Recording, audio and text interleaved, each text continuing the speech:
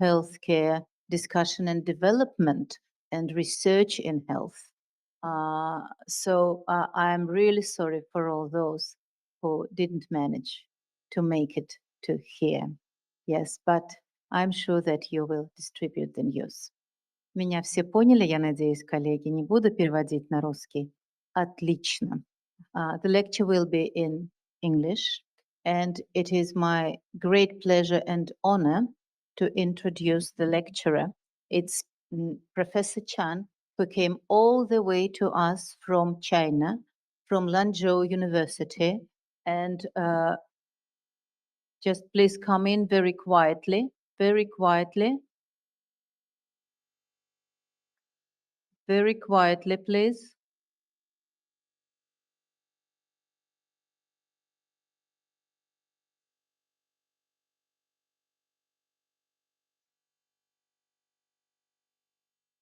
All right, once again. So it's great pleasure and honor for me to introduce Professor Chan, Yaolong Chen, who came all the way from China, from Lanzhou University.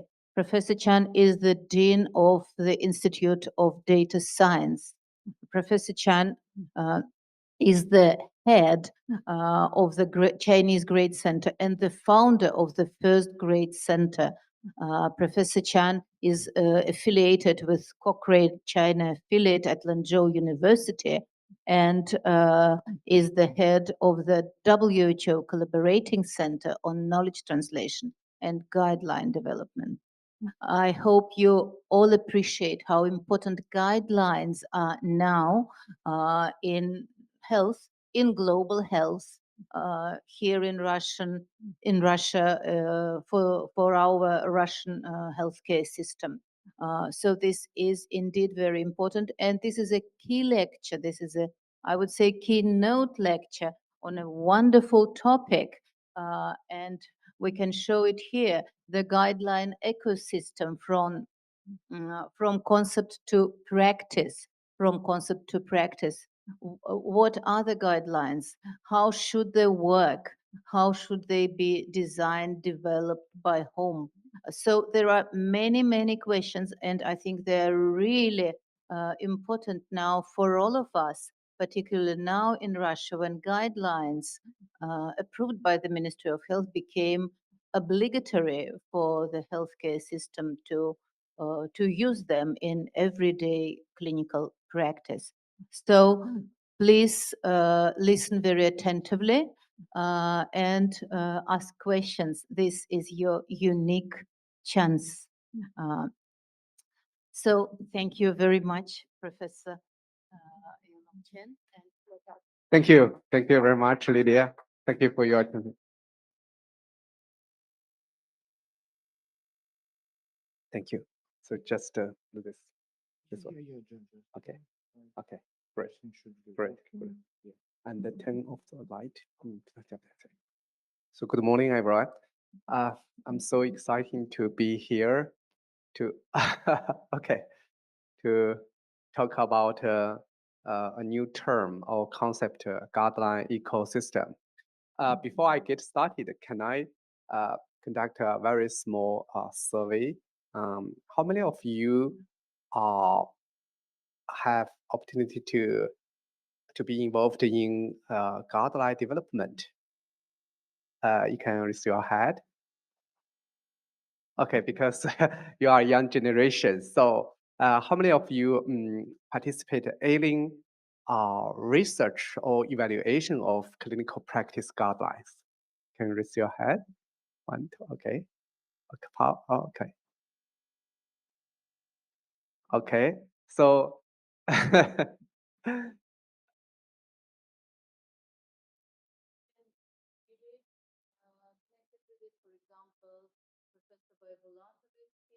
Mhm.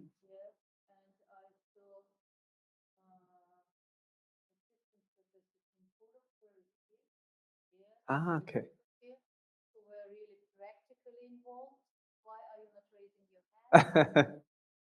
No problem. So today I'd like to share my stories. When I was a master student, please. I quickly noticed that the number of our participants of today's uh, meeting almost 50. You know, the population of Russia uh, accounts compared with China, it's account about 10%. So let's say in China, today's participants actually, I believe I'm very satisfied because you most of you, although you have very little opportunity to uh, participate guideline development, but in the future, definitely you will be um, guideline developers and leaders. So the first slide I'd like to introduce uh, you my hometown. I believe maybe most of you have no time or opportunity to visit China before, and I believe that you may heard a lot about Beijing or Shanghai, those very big city. But my hometown, Lanzhou, you see when you look at the map of China, it's just in the middle, just in the middle. And mm, this picture shows the night view of my city. It's also beautiful. And the Yellow River is our mother river in China, just across the city. And uh, our city is also famous for, it's okay? Okay. It's also famous for its Lanzhou beef noodles. And I very interesting when I uh, arrived Moscow uh, the day before yesterday. I found that there are also some Lanzhou beef noodle restaurants here, but I have no time to taste or try to uh, have it. My university, Lanzhou University, it's a comprehensive university and founded in 1904. And we also have a health science center, and we have two affiliate hospitals. My institute actually focus on evidence-based medicine.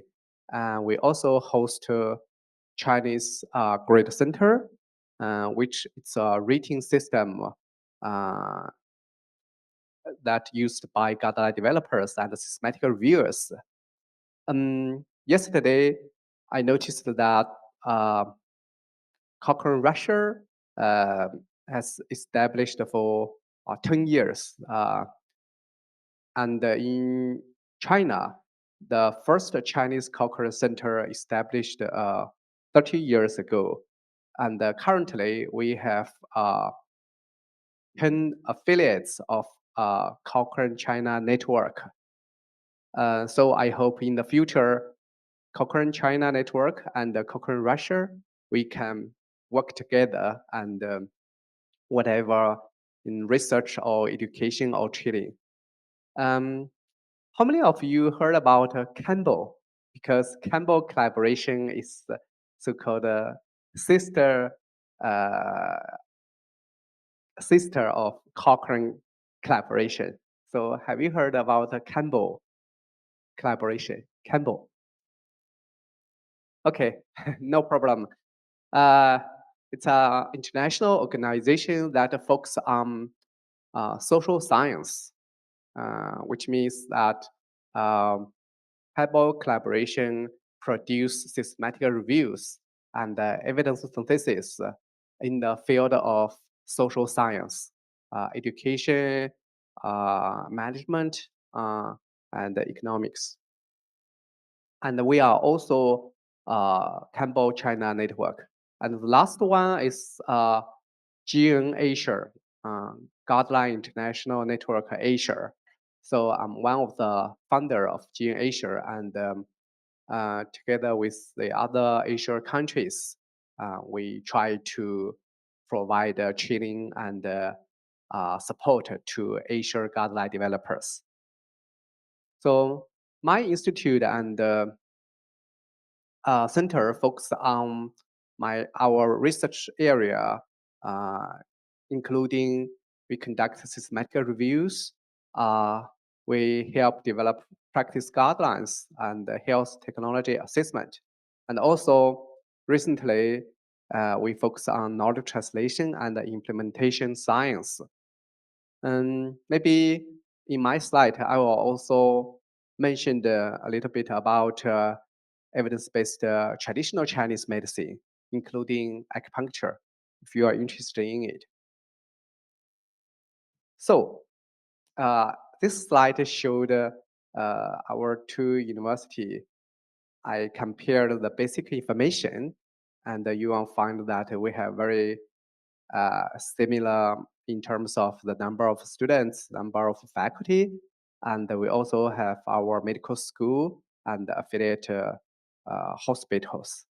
And I noticed that medicine is one of the key strengths of Jude University. While in our university, uh, evidence-based medicine is one of the key strengths, and we are very proud of that. So just recently, I found that the two universities, I mean Lanzhou University and Rude University, we have some very good collaboration. As you noticed, we start work together 25 years ago, and then, especially over the last 5 years, um, we worked closely in terms of evidence-based medicine and systematic review with the help of Lilia. And we also have some key outputs, which I will let you know later. Those pictures showed that the other faculty and the schools of our university, they have exchanged and collaboration between the two universities. I met Lilia actually 7 years ago when we participate Cochrane Colloquium in Edinburgh in the UK because we are all editors of Tasting Treatments Interactive. This is a website. Also, it produced a book, so-called Tasting Treatments. And there's also Russia translation version. This book is quite interesting because I give you strong recommendation. It's about science popular of evidence-based medicine. So if you think it's difficult to read a textbook of evidence-based medicine and systematic review, just find the book in the internet. It's totally free and it has a Russia version, and it will give you a very quick overview of what is the evidence-based medicine and why it is so important. And this picture showed the group picture of editors of tasting treatments, and Lilia just stand behind me. So after that, we worked very closely, as you said, that over the last 5 years, we have mailing meetings, workshops, symposiums, whatever in China, in my city or in the other city in China and the other countries. So that's a quick review how we worked together. And the next, I'd like to talk about my academic topics focus on practice guidelines. So the key content and the concepts and methods later in my slide, most of them come from this paper, just published last month in Clinical and Public Health Guidelines, which released or hosted by Guideline International Network. So we first raised this new concept, so-called clinical practice guideline ecosystem.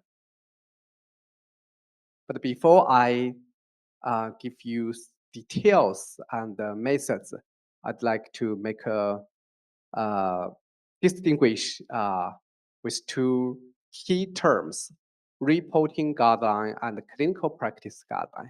Because some students or participants or even clinicians will be a little bit confusion about the two very similar terms. As you see in my slide, reporting guideline, actually it's a checklist or flow diagram or structured text that provide a checklist to help you how to write your papers. So the most important reporting guideline, including consult for randomized control trial, right? And Prisma for systematic review. Of course, right for how to write and report clinical practice guideline. While clinical practice guideline, this concept come from the Institute of Medicine in the US and showed that CPGs are statements that including recommendation intended to optimize patient care that are informed by a systematic review of evidence and assessment of the benefits and harms of alternative care options. As you know, most of you maybe in the future you are clinicians. So when you make clinical decisions, you need to based on guidelines, standards, and protocols. So today I'd like to let you know how those guidelines are developed and how to report them and evaluate their quality. So I will give you an example. Let's say a patient with obesity, or he or she would like to try to use some interventions to, lose weight. So there are a couple of interventions, including some drugs, Western drugs or traditional Chinese drugs, or even acupuncture. So for clinicians, which intervention is the best one that he or she can recommend or apply to her or his patient? Usually, before evidence-based medicine, the clinicians based on their experience. But currently, they just need to follow the guideline. While for guideline developers, they need to, very carefully identify current available literatures and through systematic reviews to find out which intervention is most effective and safety, and then compare those different interventions, balance their benefits and harms, and then provide the best intervention to the patients. So based on our work, it's usually take almost 1 or 2 years and $1 million US to develop a higher quality evidence-based guideline. I remember 10 years ago, I worked for WHO in Switzerland and helped them to develop and evaluate guidelines. At that time, WHO they published a handbook for how to develop higher quality WHO guideline. So there's many steps, and each step they provide detailed methodology to support those guideline developers to follow them and to make sure their guidelines are higher quality.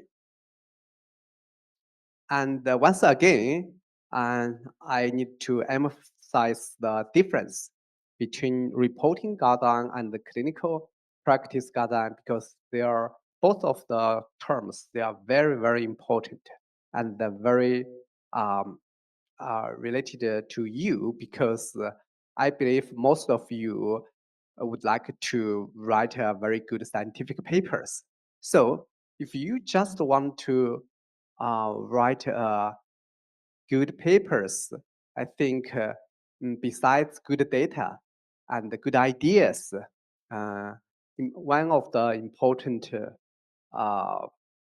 framework is that you need to follow up the international checklist that help you describe your methods, background discussions, and so that the editors and peer reviews will quickly understand what you want to express, right? So in that situation, you need to use reporting guidelines. So where you can find the reporting guidelines, just look at the Equator Center or Equator Library. In this website, just use your search engine and input Equator Library, and you will find more than 600 checklists that can help you write your papers. If you just want to write a case report, you will find that there's a checklist named CARE. But if you want to conduct systematic reviews, you can follow Prisma checklist. It's very useful. I always recommend my students strictly follow the reporting checklist when they draft alien types of studies. Well, for the practice guidelines I just mentioned to you, and the target users are clinicians and decision makers. And there's also some handbooks and manuals for how to develop and report guidelines. So what's the relationship between reporting guideline and the clinical practice guidelines?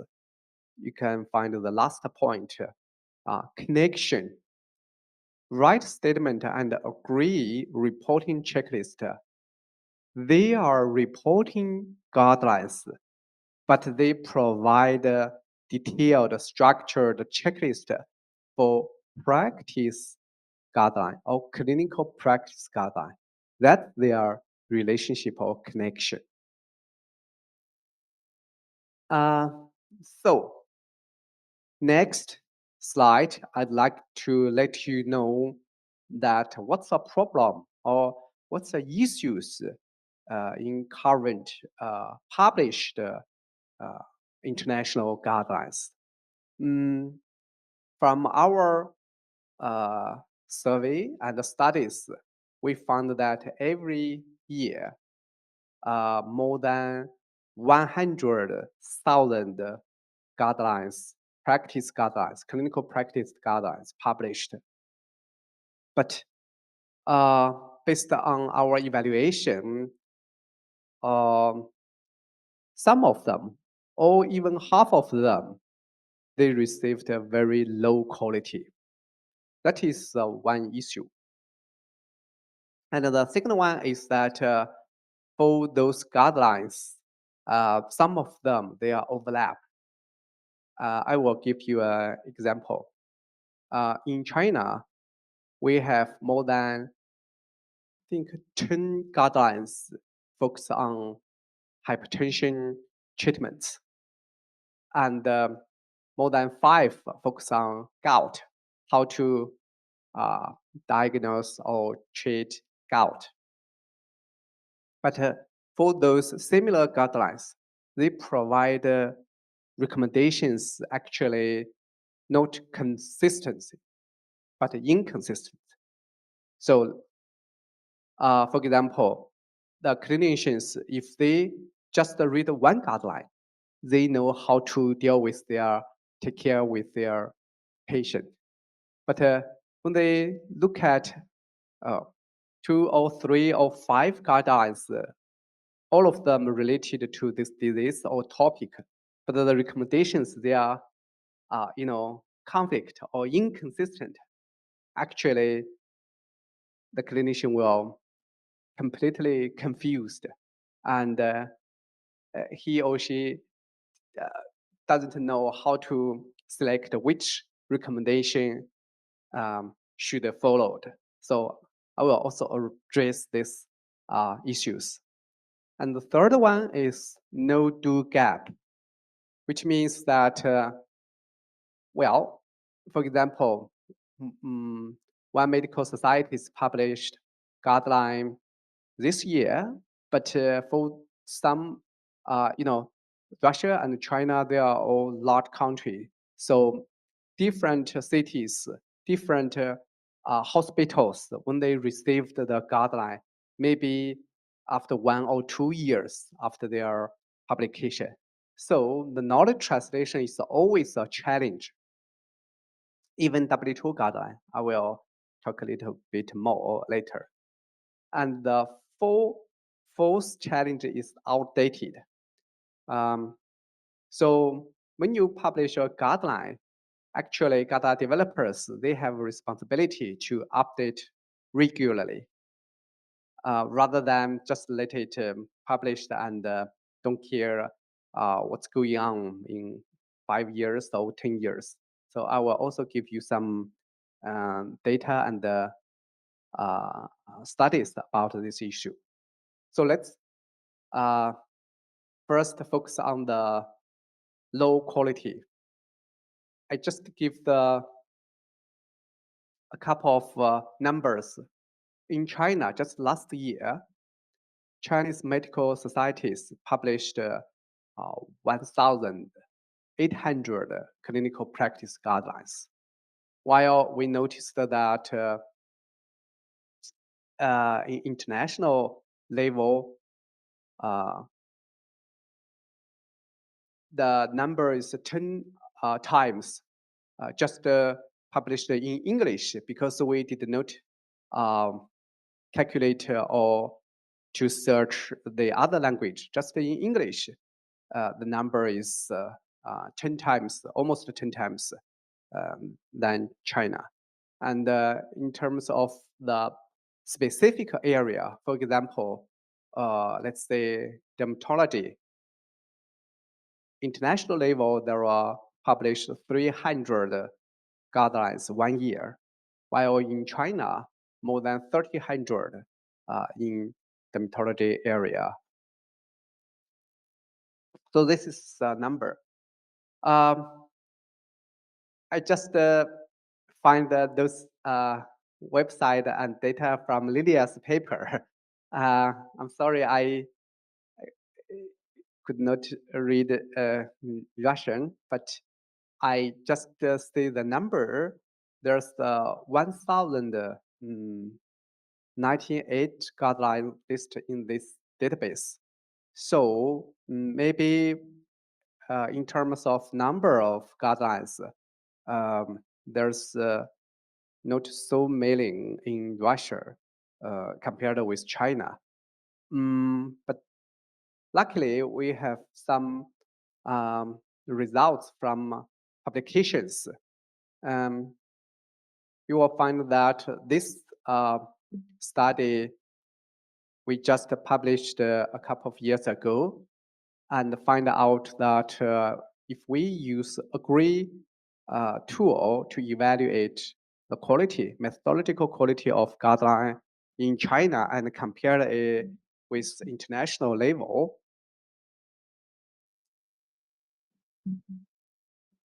there are 6 domains, including scope and purpose, stakeholders involvement, and how they, follow the develop methods, and there in clarity of presentation of those recommendations, and the applicability. Also, the last domain is focus on conflicts of interest. The dark reader yellow color showed the average level of Chinese guidelines. The average score from 20 to 30, I think, while the dark blue color represented the average level of international guidelines.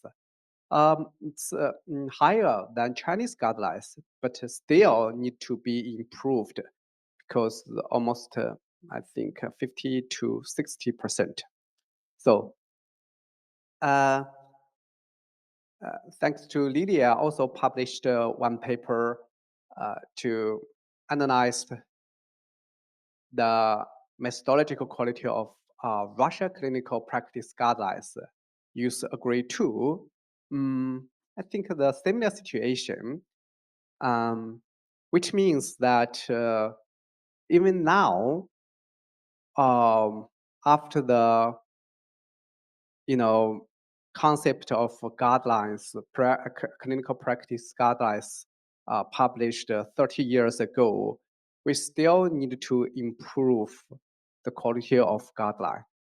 One issue is that guideline developers actually, they know very little about methods of how to develop evidence-based guideline.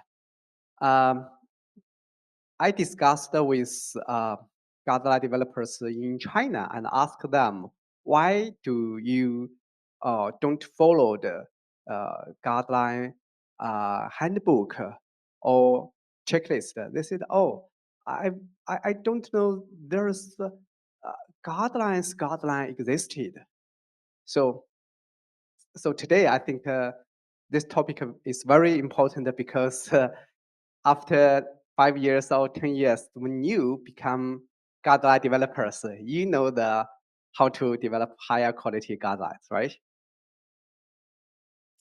The second challenge is about inconsistency, just like the cartoon pictures showed that, as I mentioned, um, for the same disease and topic, there exist um, 5 or 10 or overlap guidelines that they all give the recommendations, but those recommendations sometimes they are inconsistent. This paper published in JAMA Network Open, and they just analyzed 8 clinical practice guidelines on hypertension. And you will find that only 1/3 of those recommendations, they are consistent in direction and strength, while almost 1/3 were consistent in direction, but inconsistent in strength. And 40% of recommendations, they were inconsistent in direction. So that's a second big challenge. And the third one is about a no-do gap, which I mentioned before. 10 years ago, when I worked for WHO also very, they think this issues is very, very important. So when I come back to China, they asked me and my university if we are interested in to establish a WHO collaborating center to promote the implementation of WHO guideline. So that's why we established a WHO collaborating center for guideline implementation and knowledge translation. To be honest, it's quite difficult for us to, push this work because implementation is always difficult than just develop or publish guidelines. And later I will show you our ideas and strategies how to address this issue. And the fourth challenge is about outdated. One study published in Canadian Medical Journal showed that 20% guidelines and their recommendations outdated within 3 years. While in China, we also conducted a similar survey, and we found that only 10% Chinese guidelines they have been updated. And for those updated guidelines, the average cycle is 5.5 years. That is to say, the clinicians, when they use guidelines, actually they have no idea those guidelines is updated or they are very old, because for clinicians, they just use those guidelines, but they have no time and capacity to evaluate the quality of these guidelines. So that's big issues, and that's why we are thinking about we need to establish a ecosystem to address those problems. So let's say this picture. 7 years ago, the MAGIC working group led by Professor Guide, who is the founder of evidence-based medicine, published a paper in the BMJ to proposed a very good idea, that so-called evidence ecosystem. I tried to use AI to translate this picture into Russia, but I'm not sure is any mistakes in this this slide. What I want to say is that evidence ecosystem is very, very important in the field of evidence-based medicine, but it's only just evidence and data. For example, first produce evidence, right? And then synthesize those evidence and use this evidence, create guidelines, and use those support HTA. After that, you need to disseminate to policymakers and clinicians and patients, and then implement evidence, and well, evaluate and improve practice. It's a circle. But this concept and ideas, it's not based for how to address guidelines problem. So we have a paper just published last month showed if we need to help guideline developers to develop and use higher quality evidence-based guidelines, we also need a guideline ecosystem. This ecosystem have 7 aspects. I will show you in my later slide. The first step is to review of existing guidelines. As I mentioned, currently for the same topic and the same disease, there are already a couple of guidelines published. So if you are a guideline developer, the first step is not to recruit guideline developers and panelists, but to conduct a systematic review of existing guidelines. So how do you conduct such studies? You can find out that there's a paper published in Journal of Clinical Epidemiology showed that the process and methods, how you find those guidelines, how do you evaluate their quality, and you will make sure how many guidelines existed in this field, and how about their quality, and what's going on in the future, and is there any evidence or data support you that develop a new guideline. So this is the first step. The second step is register your guideline in international registration platform. As we all know, if you want to conduct clinical trials, you must register your trials in WHO clinical trial registration platform and get the registration number to make sure the whole process are transparent, right? And if you want to conduct a systematic review, you also need to register your systematic review at some registration platform. So for guideline, the same situation. But when I realized that there's no such international platform for practice guidelines, so I invited international experts of guideline methods and guideline development work together to propose this framework and established clinical practice guideline registration platform.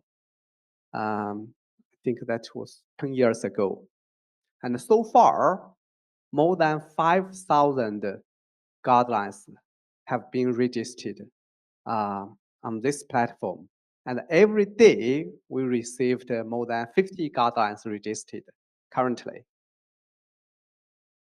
So that's a second step that you need to register your guideline in international platform to make sure it's transparency.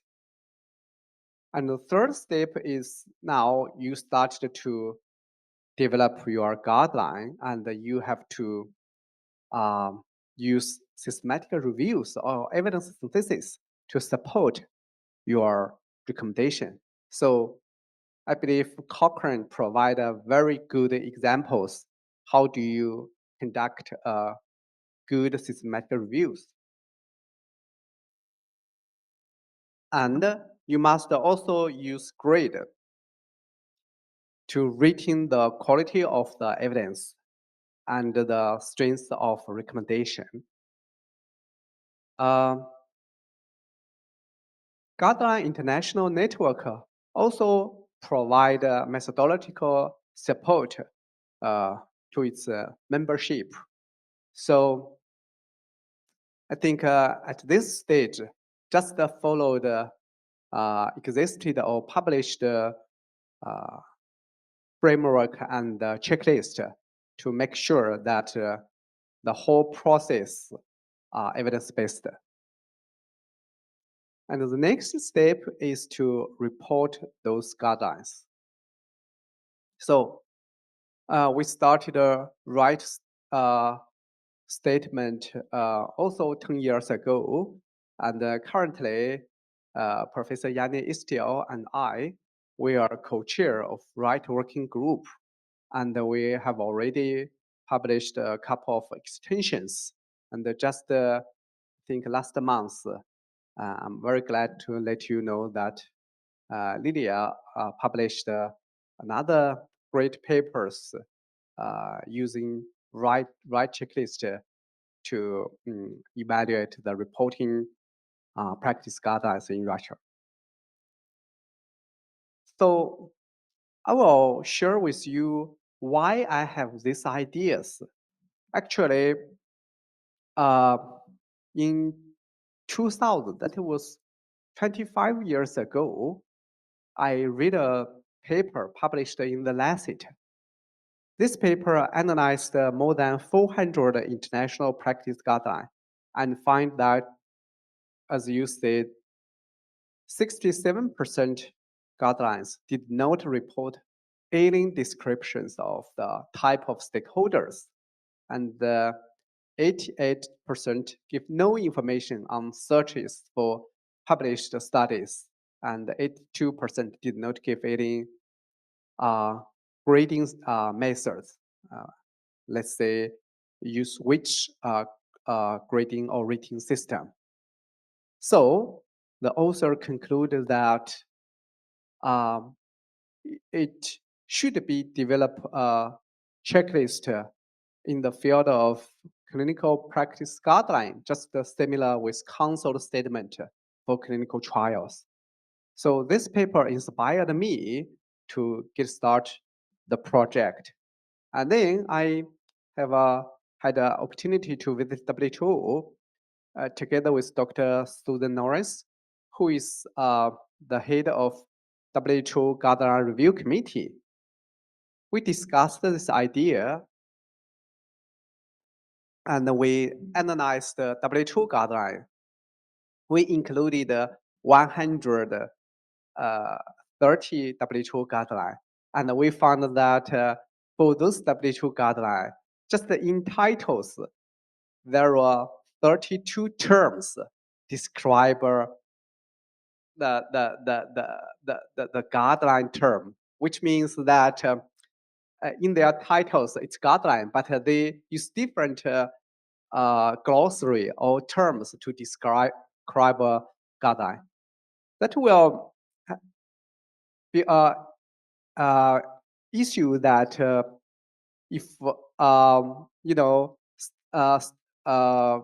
guideline users, when they searched WHO document and the document showed, oh well, in the title it's just a handbook, or it's a policy, or it's a report. For the users, they have no idea to judge if they are those documents, they are guidelines or not. So we decided to, develop a checklist to help guideline developers use or choose the correct standard terms, so that make the guideline easy to be found and use. And we found that the interesting thing is there's already a couple of checklists published before we have this idea. One is about published 30 years ago, I think, with Brian Hans, Professor Brian Hans from McMaster University.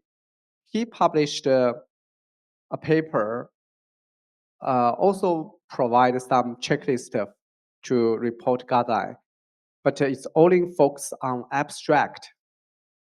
And another paper also published in Annals of Internal Medicine, focus on full text, but the developers are only come from Canada and the US. It's no diversity panelists, and they just not follow the method of how to develop reporting checklist. They just use experts consensus.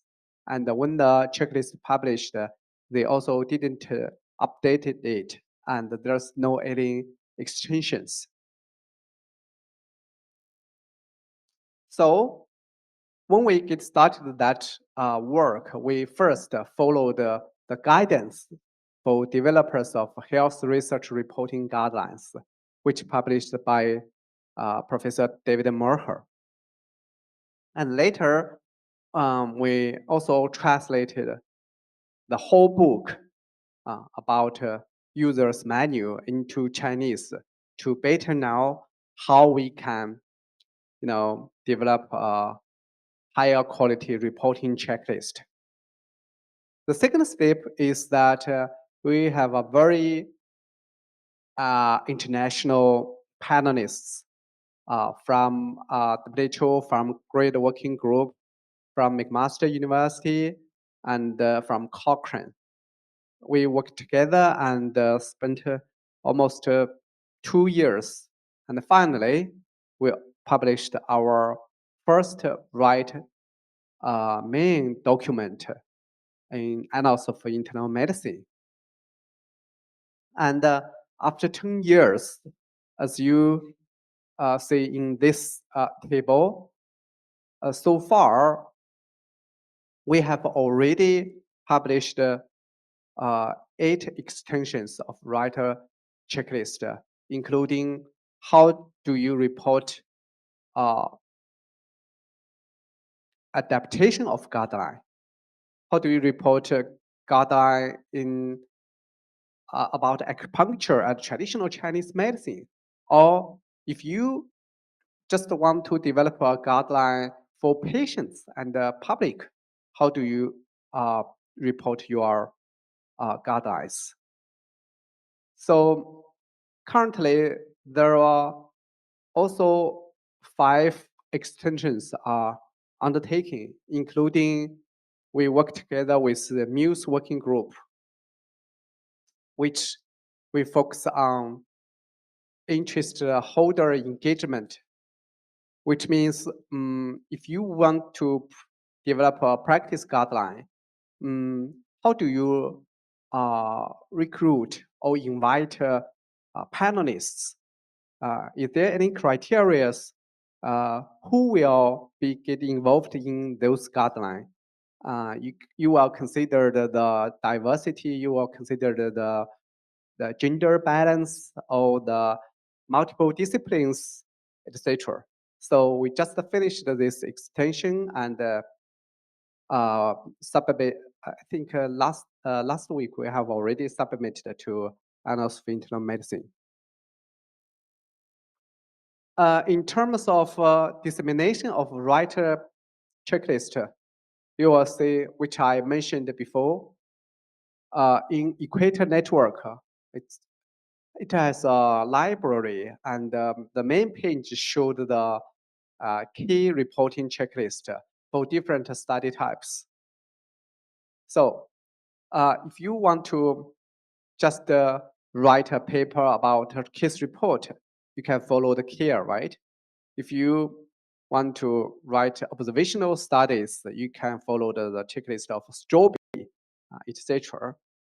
And the right checklist is already listed in the key page, main page of the official website.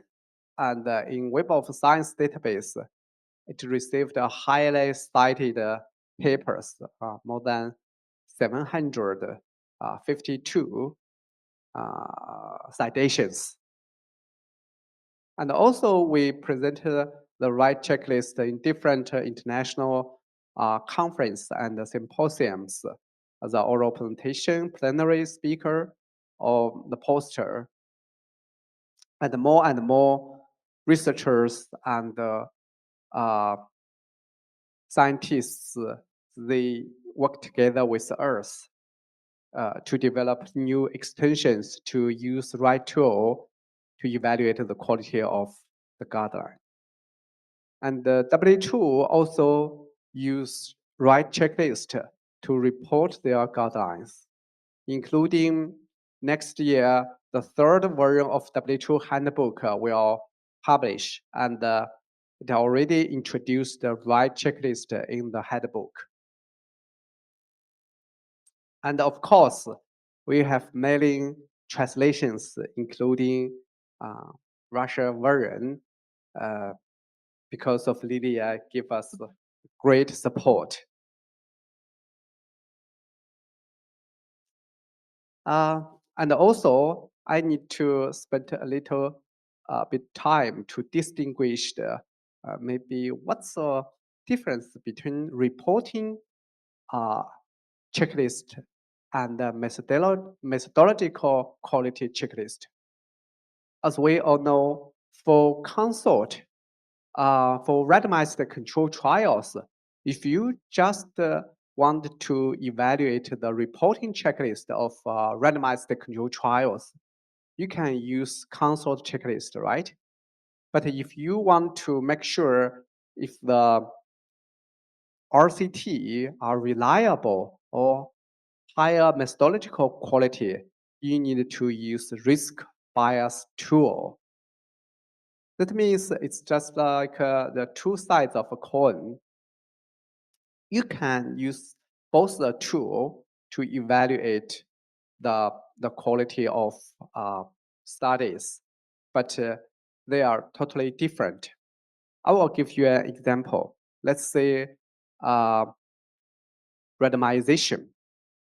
If in a RCT clinical trial, the authors report that they don't use randomization methods in this trial, just control the trial. So they reported this information. So when we use reporting checklist consult, it will receive a good scores. But when we use, risk bias tool to evaluate the methodological method, could be higher risk. The same example including blind, right? If the randomized control trial did not use blind, and also report they are open labeled, so it still can receive a very good score in terms of reporting quality, but will have higher risk in terms of methodological quality. And so in the field of practice guidelines, there's also two instruments or checklist existed. One is agree and one is right. Agree mainly focus on methodological quality evaluation, and right emphasize that reporting quality. So I showed this picture is that I together with the chair of Agree Working Group, Dr. Ivan Flores, and we both agree that the collaborating is right. We reach the consensus, and we believe we need to work together to improve the quality of practice guideline, whatever reporting quality or the methodological quality. And once again, I use this extensions here, want to invite you engaging or involving our extensions, because I believe Lydia, let's say one thing is translate right checklist, including its extensions into Russian. And the second one is use this checklist to evaluate the reporting text, reporting quality of Russian guidelines. And the third thing is that you can still find that there's a couple of extensions. There's nobody lead. So maybe in the future, you can lead those extensions. For example, how to develop right extensions for living guideline, for guideline abstract, or for updating guideline. And let me quickly summarize that what's the value of reporting guideline. Frank from Annals for Internal Medicine, he's the editor. He summarized that reporting guideline, just like, turning the light on before you clean up a room. It doesn't clean it for you, but does tell you where the problems are. So I also write some sentences that the importance of reporting guidelines cannot be overstated. They are not only the light that illuminates the problem, but also the headlights that light up the road ahead, and the traffic lights that guide the direction, ensuring we don't, deviate from the right path. So that's a value of the reporting checklist.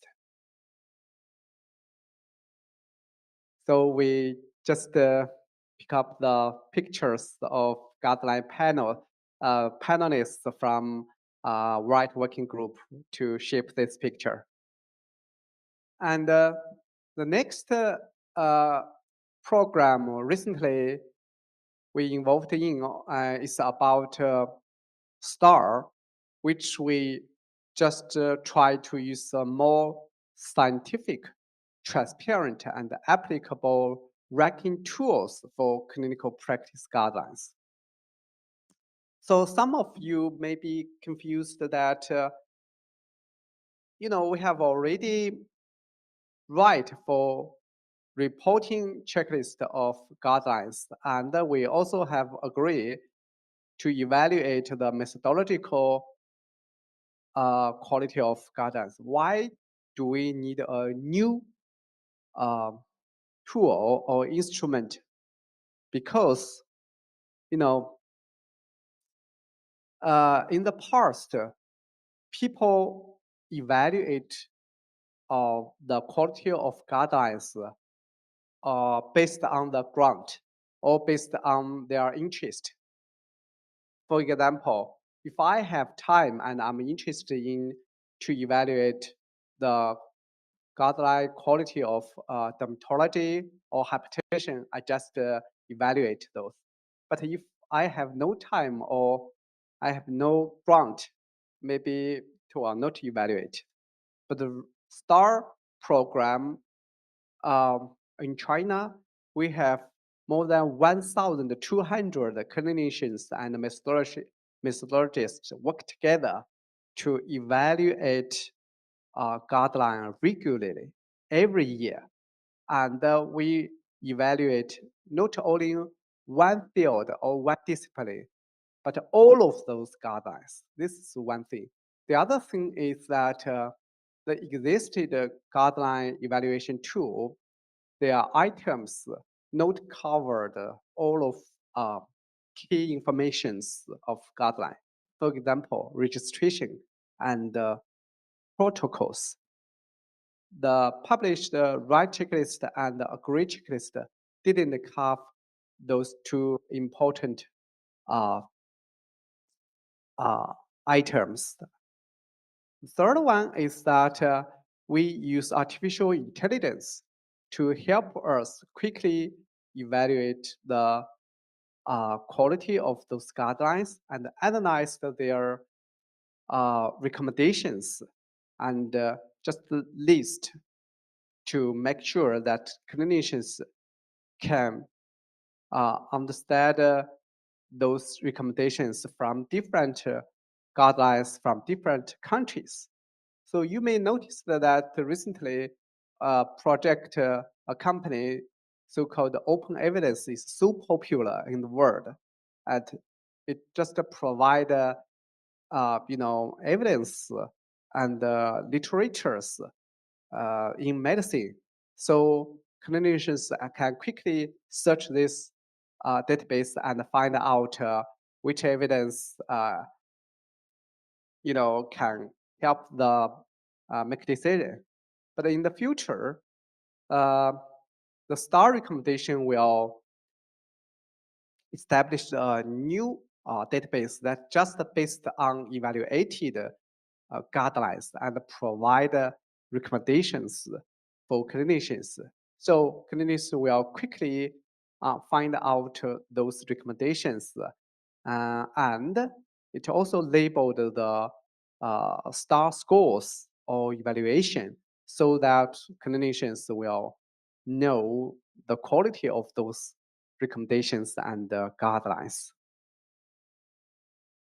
And how to address the guideline implementation, you may notice that there's a new discipline in recent years, a very popular so-called implementation science, right? So I think just last month, there's a first Asian conference on implementation science was held in Guangzhou city in China.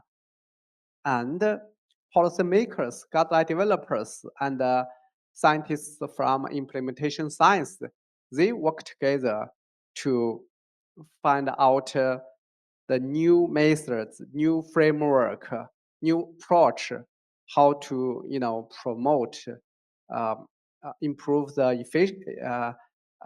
efficiency and promote the outcome of guideline implementation and not translation. And the last one is updating guidelines. 2 years ago, together with artificial intelligence engineers and scientists, we also started a new project, so-called Advanced. This project mainly use different AI agent to quickly find out which guideline will be outdated. And once the new evidence or new papers published, this system will quickly retrieve them and including those evidence in guideline recommendations. So I believe in the future, AI definitely will play more and more important role. So let's summarize that in guideline ecosystem, we need to work together with guideline methodologists, journal editors, evaluators, and the policymakers together. And we also will work together with different organizations and started from systematic review of existing guideline, and then we use AI to dynamic update those recommendations and make sure that those guidelines are always evidence-based and higher quality and updated. So I just have an idea and would like to discuss with Lilia and Yanni and all of you that we can start a new project or network, so-called guideline ecosystem network, GIM. So we put them together. So then to promote the development and implementation of guidelines. So this is about the ideas and some practice about guideline ecosystem. And my second last slide is that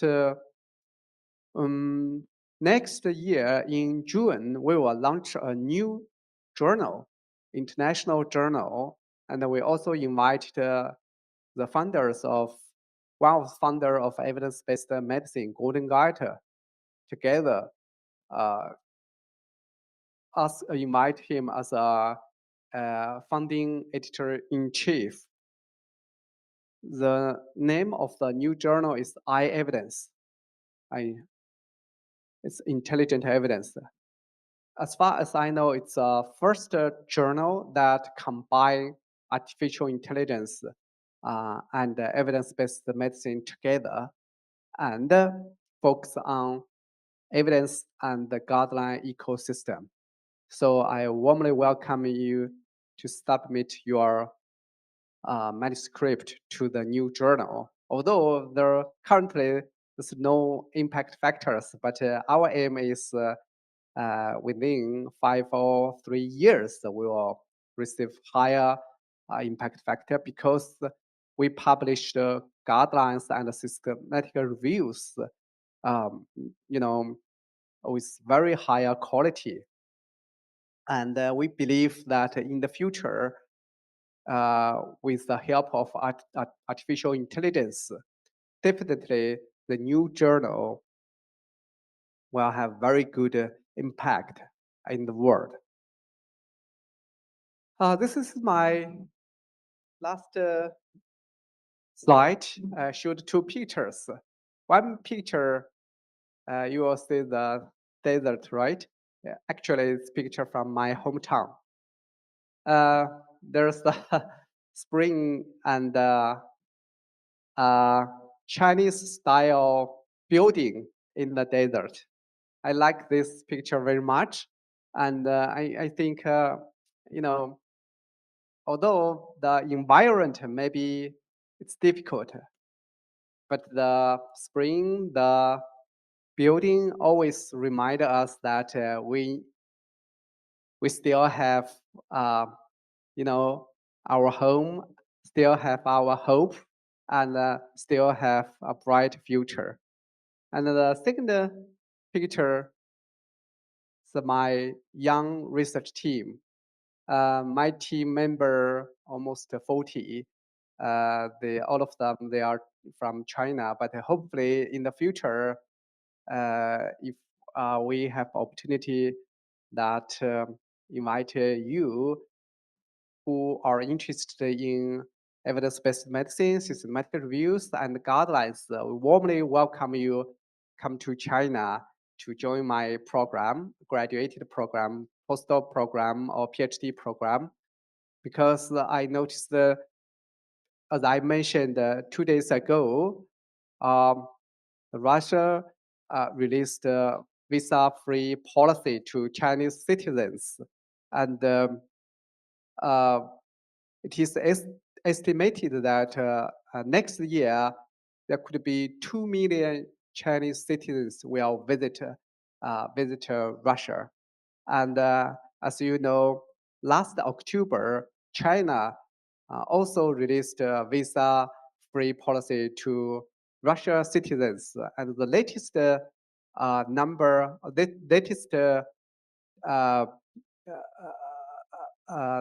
showed that there's already 500,000 of visitors from Russia visit China after the visa-free policy. So thank you very much.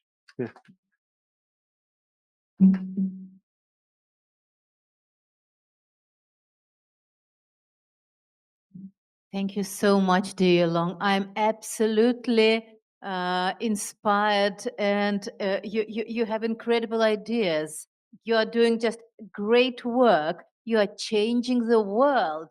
And guys, look, you have this fantastic, unique opportunity to know about all this development from the founder of the entire current modern guideline ecosystem himself, Professor Yaolong Chen. You should use this opportunity and the kind invitation.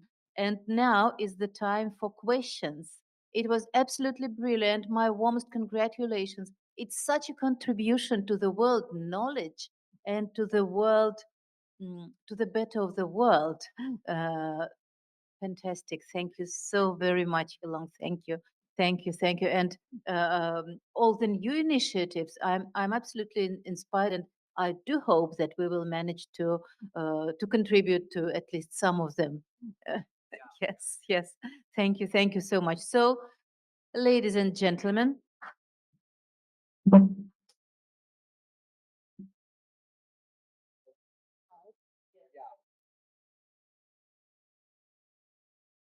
Very happy to answer your any questions, whatever in terms of my presentation or anything you want to know.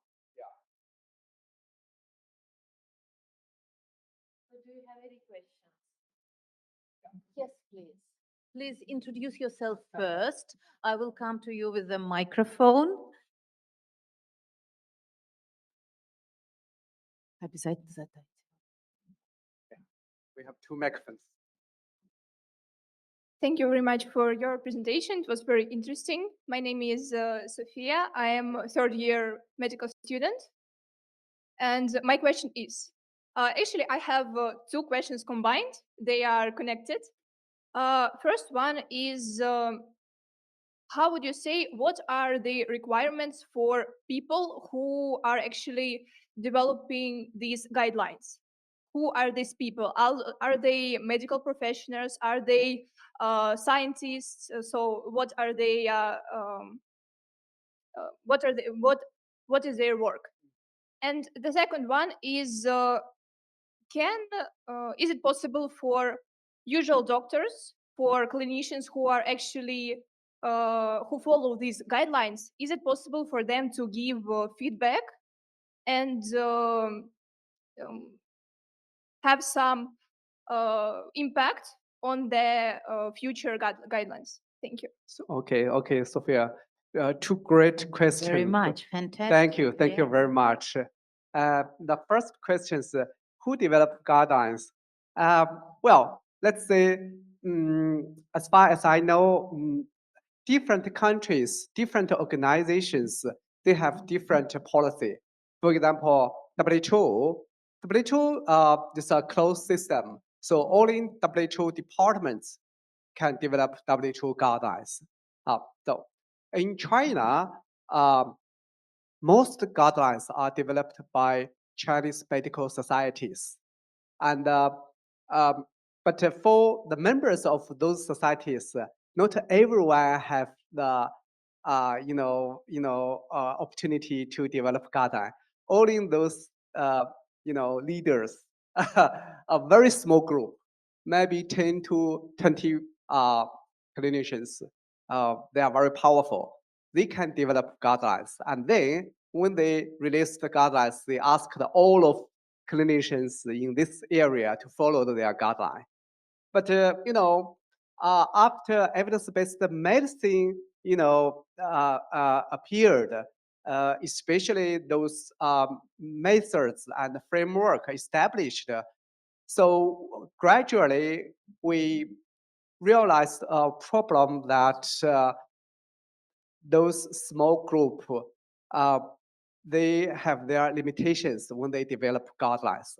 So we encourage them involve in the other panelists from the different discipline. For example, we ask them to invite methodologists to participate in guidelines.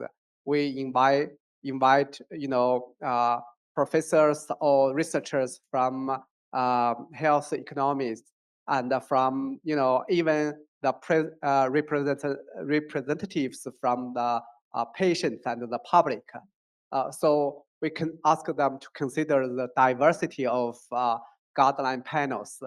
And luckily in China, those concepts and ideas gradually accepted by those leaders. That is the situation in China. And I have no idea about what's the situation in Russia. Maybe Lydia can explain the maybe in Russia the government developed guidelines. In China, only very few guidelines that developed by Chinese government. For example, guideline about vaccine or public health that developed by government. So this is the first question. The second question is also very, very important because so far, even in China, we still have no very good approach to, collect feedback from clinicians and guideline users to summarize those comments and suggestions to submit them to the guideline developers. But definitely, it's very important because let's say when you develop guideline, publish it, and you will also to think about what's the problem when you use those recommendations, right? Those first line clinicians, they are the target users. Definitely, they have some very good suggestions and comments. But the issue is there. We have not such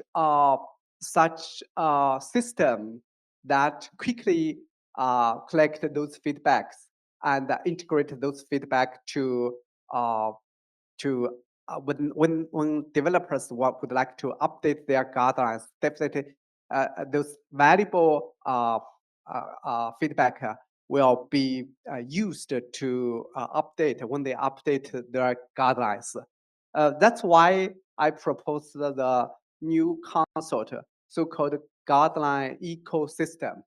So in this ecosystem, I believe we will find very good solutions. Yeah, Lydia, what do you think? Yeah, wonderful. I think I'm really inspired with this idea, and I thank Sofia. This might be one of the extensions for the right, just to think about who are the guideline developers and the feedback for the guideline. To me, it's a wonderful thinking.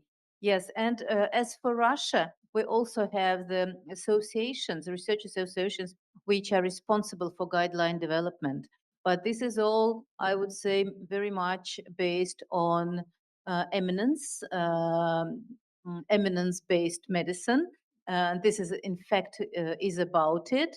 And we do not have that many guidelines as you have, because we have the Ministry of Health, which has a specialized center, of which I talked today, and they regulate the entire process of how the guidelines are developed, how they are submitted, what are the criteria they have to fulfill, and then they officially approve. And we have this one unique database under the umbrella of the Ministry of Health. And since last year, these guidelines became mandatory for each and every practicing physician in the country, which to me, knowing the international understanding of guidelines and, in fact, the standing of guidelines in the evidence ecosystem is a bit different, let's say it gently. But this is how it is currently. Yeah. So can I add one comment? Yeah. Once again, Sophia. So you remind me that maybe you can start a program, use AI to collect feedback online, because AI is a very useful tool, and maybe you can work together with Lilia and your classmates to propose a framework how, based on AI, be we can fantastic. collect collect feedback from guideline users and publish this paper and provide have the bridge link the guideline developers and the guideline users. Yeah, just try. Thank you. Yeah, wonderful. Great idea. Great idea. Sophia, you can find me going to the Cochrane Russia website. Just write to Cochrane Russia and you will reach me, okay? And then we will coordinate it all with Professor Chen. And that would be a fantastic project. Yeah. So congratulations. Yes. Anybody else? Yeah. Yes, please.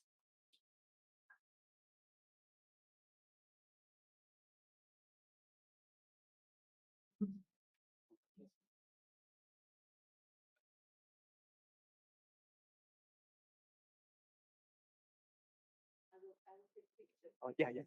I just ask take a picture because I want introduce you to my students, my team, to our interactive. Yeah. Please. So thank you so much, Professor Yaolong Chen. I think I've been witness your lectures for 2 years, and especially in traditional and Chinese medicine, the previous one. So I have 3 questions from your lectures for today.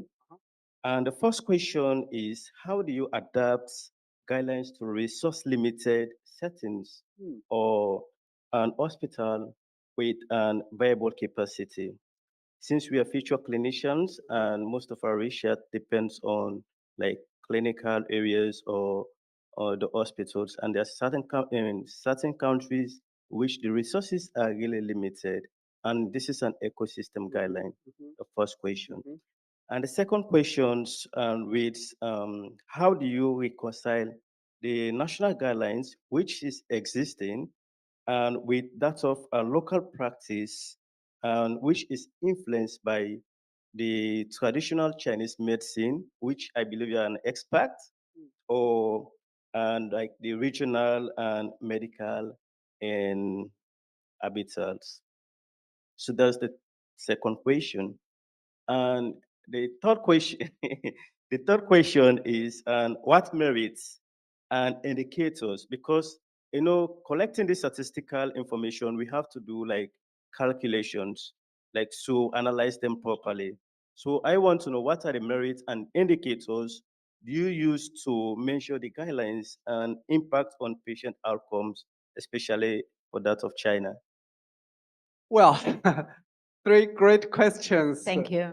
For the first questions, actually, is the easiest one because there's already existing organizations focused on guideline adaptation. For example, Guideline International Network, they have a working group focused on adaptation of guideline. And also, I noticed they already published many papers to let you know how to adapt guidelines. And for right working group, we also have an extension about how to report adaptation of practice guidelines, right? Okay. The second question is about uh, the national guideline and the local practice, right? Yeah. Well, it's a very big challenge.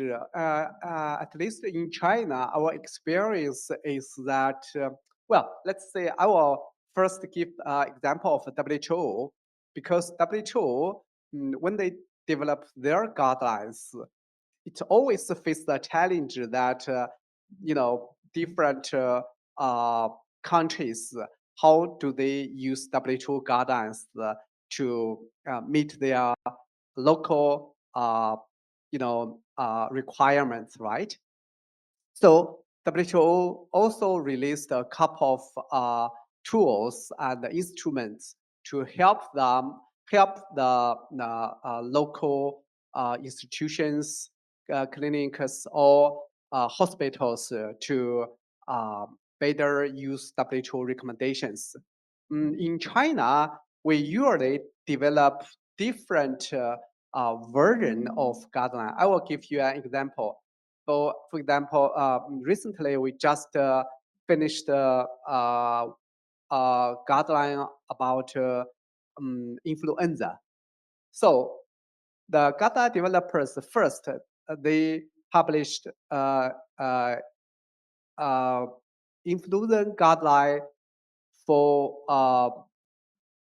hospitals in big cities, for example, in Peking, Shanghai, to provide the recommendations. And at the same time, they also released two different versions of guideline. One version is for the patient and the public, how those recommendations can easily be understood by the patient and the public, so that work together or follow the doctor's suggestions.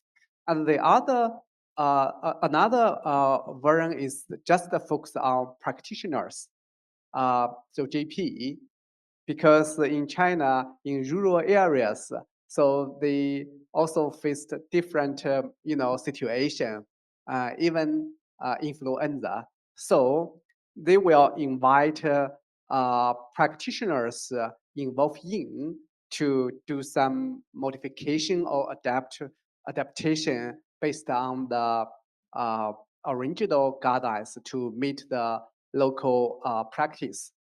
Well, as I emphasized, China is a huge country.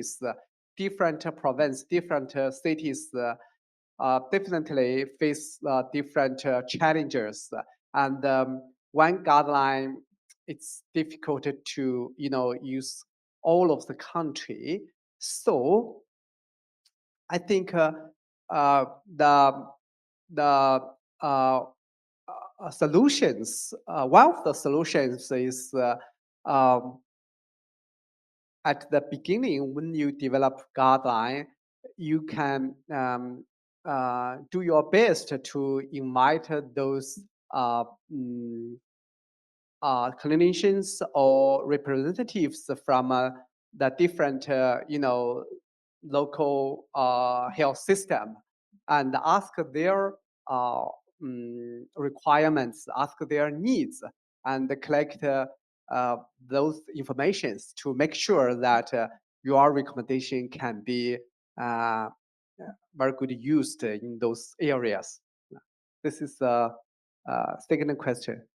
I'm sorry, what's that? Oh, yeah. Well, I think as far as I know, China, some of the Chinese hospitals, they just integrate practice guidelines into their electronic records. And they have some evaluation system to comparison, if clinicians use guidelines correctly and timely use those guidelines to make their decisions. And also, I noticed that there's already published papers some used randomized control trials, some used cohort studies to evaluate if those guidelines and the recommendations really improve the outcome of patient. So they provide some valuable data and evidence. But once again, I believe this area is quite important, and still we need to input, more time and more research focus on this area. Yeah, thank you. My pleasure. Thank you.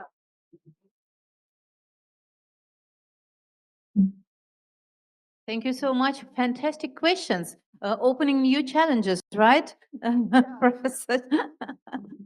Any more questions, guys? Oh, yes, sure. Thank you very much. Yes, good afternoon. My name is Grace. I'm a second year medical student, and I just wanted to ask you if, for example, we have Chinese medicine, right? And most of the Chinese medicine also in our country, back in Africa, in Namibia, is recognized. So we have a department where we have traditional Chinese medicine, for example, we have acupuncture and so forth. So I just wanted to ask you if we have, let's say, some practices that in our culture we have been doing for quite a number of years, and it has been considered as a taboo. Is it possible to create guidelines for those? Yes, that maybe might have been not looked at it properly because, for example, we have our ancestors who believe that that practice used to assist and help. How can we get, let's say, African traditional medicine also recognized like Chinese medicine internationally? Thank you. Thank you very much. One more challenge. Yes, yes. So first of all, in terms of a traditional Chinese medicine, I think WHO has a department, they call it alternative medicine, right? And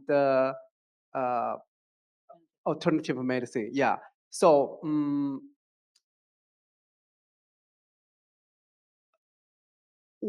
well, this issue is also existed in Japan, in Korea, because they have their own, traditional medicine.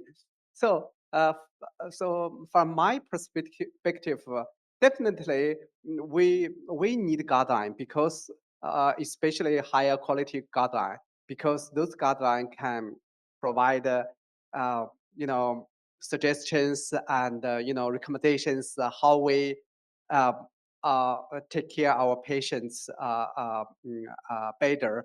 But before we develop the ailing guidelines, I think the most important thing is to find out the evidence.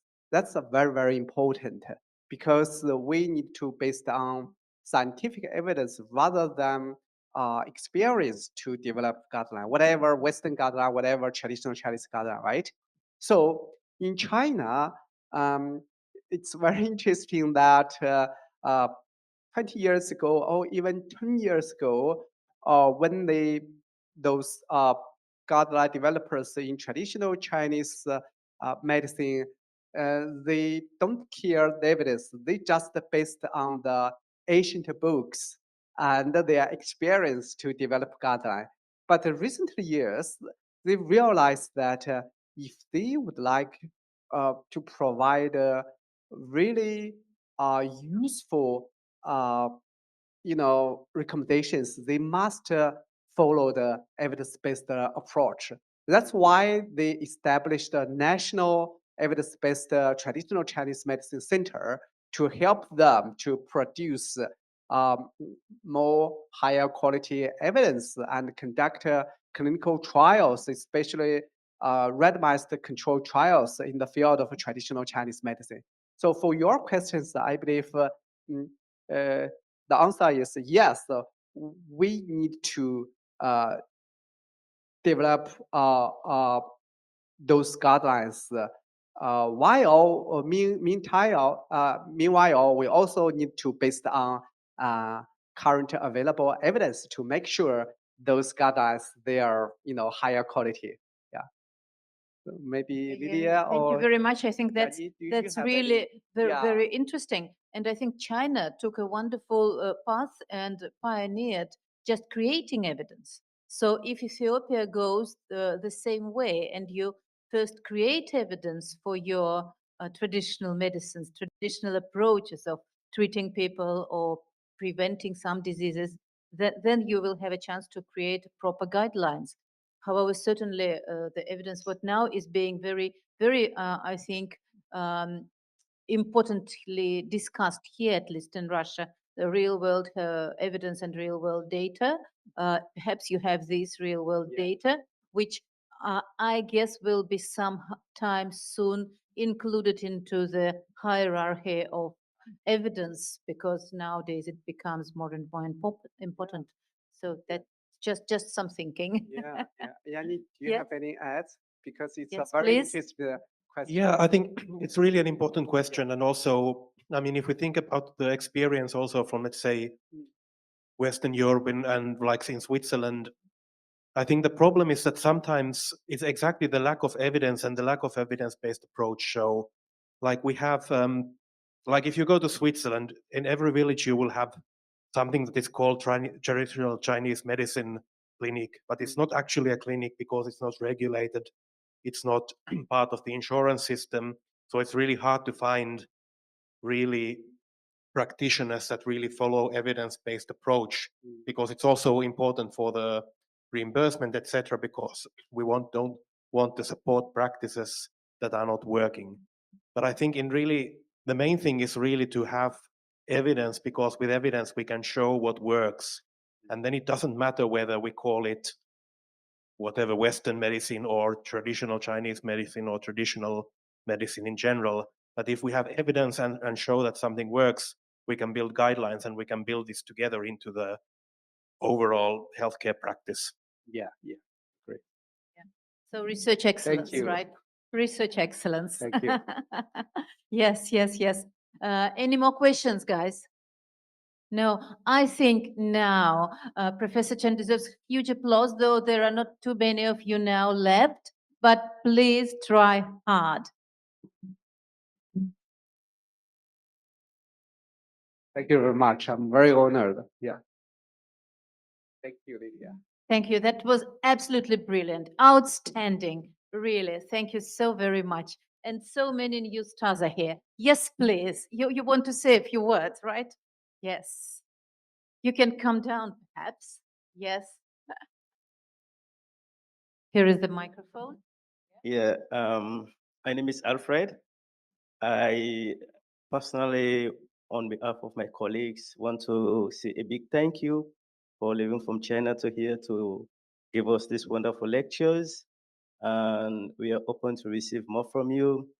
And it's been long you have been working with a university, especially in the area of traditional Chinese medicine, which has created a great impact. And even most of us are even passionate to study to know more about how this Chinese medicine has been processed because it's all over the world. And also, I want to thank our moderator. She has been really excellent, and yeah, so we are so glad. So it's just a request that when the students want to take a group photo with you, Yes, so it will be Yeah, yeah in the of system. course. Thank you.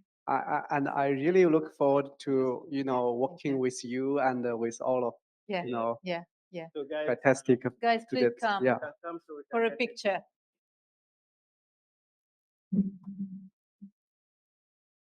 Михаил Евгеньевич, вы так вовремя пришли. Вы сможете нас сфотографировать, пожалуйста? У нас такая была лекция, да, мы все закончили, что просто вообще чудо. Yeah? Yani? Yeah, come. Yes, all together with this slide. Yes, and with the flags. So everybody from our, please come, all the participants of our lecture. Those who are new, you don't come, please. Only those who were at the lecture. Yes, only those. And please come over that side also. Just yes, to make Professor Chen in the center.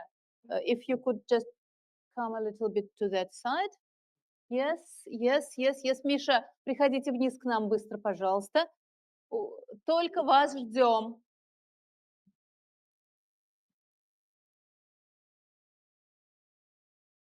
Yeah. Come closer, everybody come closer. And we'll here tighter.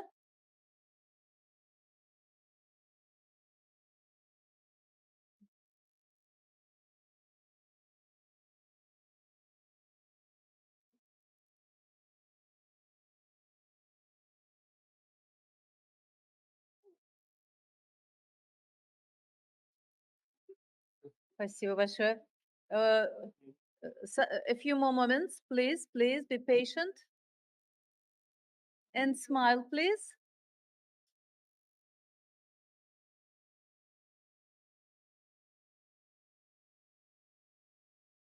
Thank you very much. Thank you so much. This has been fantastic success. Thank you. Fantastic, Alfred. Thank you very much. Thank you, Lydia. Thank you, Young. That was just. Thank you. Thank you. You mind giving me the presentation? It has so many lessons for me. Yes, no problem. Just in that computer. Yeah. I don't have access to that. Okay, I can You will send it the to me. WeChat, okay? Yeah, WeChat, Yeah, yes, yeah. absolutely. Okay, Yes. WeChat, no problem. Oh, Thank you, that's Lydia. absolutely great. Yeah, that's all. I'm good. I think they ask very good questions. Yeah.